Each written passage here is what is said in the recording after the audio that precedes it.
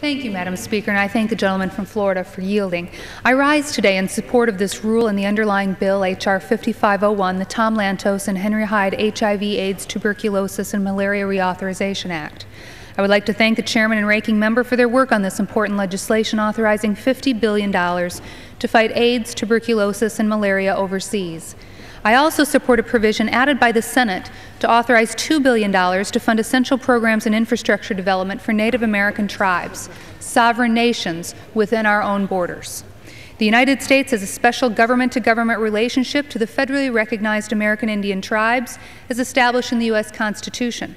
The $750 million for tribal law enforcement and public safety would provide funding for detention facilities, police officers, tribal courts, and other crucial services. In June of 2007, the House Committee on Natural Resources held a hearing on the Lower Brule Reservation in South Dakota entitled The Needs and Challenges of Tribal Law Enforcement on Indian Reservations. At the hearing, tribal leaders shared examples of police departments stretched too thin. They spoke of how a lack of law enforcement personnel negatively impacts victims of crime and undermines the sense of security across their communities. The funding in today's bill will empower tribes to improve the law enforcement and judicial systems on their reservations. Additionally, I support the $250 million for the Indian Health Service included in the bill. The Indian Health Service is the federal health care provider for approximately 1.5 million American Indians and Alaska Natives.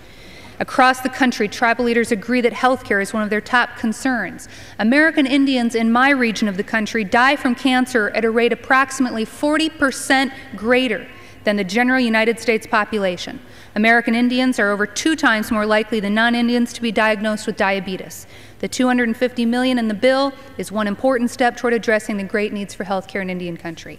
And finally, Native American reservations are often located in remote rural areas where the basic water and sewer infrastructure many of us take for granted is not well developed.